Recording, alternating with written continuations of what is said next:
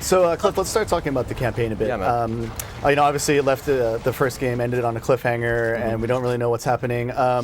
Is this one going to be kind of more focused on the characters, you think, or is it going to be more saving the world type stuff? Well, you're still saving the world, but at the same time, it's more of a personal story. You have Marcus and Dom right here, and Dom's looking for his wife at the beginning of the game. By the way, that crane right there, Marcus will be able to operate in the full version, and he'll guide Dom across on the other side of it. A little vertigo moment here. And so the game is more epic in scale, but it's also more personal as far as kind of getting to know who these guys are and what motivates them and what's going on in this world. Obviously, co-op is going to play a huge part in the game. How are you going to work out the storyline when playing co-op? Is it still going to be the same sort of cutscenes and things like that? Yeah, I mean, cutscenes sometimes get kind of a bad rep, and for me, narrative-wise, it's just one of the other tools that we use as designers to kind of like tell the experience of what we're doing, right? And you finish that guy off and get to the next enemy.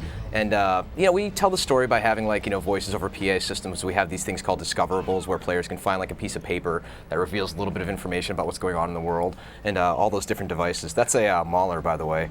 He's a boomer that wields a shield as well as a continually exploding grenade-like device. And if I can take him out, the shield I can actually wield. Ah, he's charging me. Shoot him in the leg, shoot him in the leg. Die. There we go. Sweep the leg. Cool, yeah, that's the way to take him out. Now I have the shield, and there's a Reaver. They can actually land this time around. Let me deploy my shield and take a few pot shots at him. Ooh, that just saved me from the rocket. Now I can plant the shield in the ground right there. One of the themes of the game is the idea of portable cover, right? You can take enemies hostage. You have these creatures called rock worms, which are essentially these, ooh, that's nasty.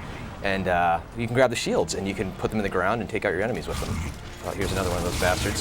See if I can knock this guy down. And still easy. What do you think I go for the curb stomp? There we go. Oh. How is it working with Josh Ortega this time out? Josh is a tremendously talented writer who is very prolific in the sci-fi and graphic novel arena. And if you've ever met him, he's a force of nature, man. The guy is just nonstop, and he's such a bundle of enthusiasm. Oop, there's the ticker. I just knocked him onto his back. Oh, and here's our Scorch drone. You can blow up his backpack, by the way. And narrative is incredibly important to us. I mean, Gears 1, it's still very much kind of a summer blockbuster type of experience, but we really want to kind of get to know these guys a little bit better and introduce a couple other characters. We have Dizzy, who's a truck driver. We have Ty, who's kind of this honorable Pacific Islander warrior type guy. And we have a flamethrower, too, by the way. Yeah, actually, let's talk about some of the new weapons. Obviously, flamethrower is one of the pretty big ones, yeah, but I saw a few of them last night that were equally awesome. Yeah, we have the Gorgon, which is a semi-automatic pistol, which you might have seen me use a little bit of. Ooh, the ticker got me. And then we have the Mulcher, which is our Gatling gun. And that's... the Mulcher? Yeah, it's named appropriately because it basically mulches your enemies. And let me finish this guy off. Oh, let me actually grab him. Look, there's our hostage.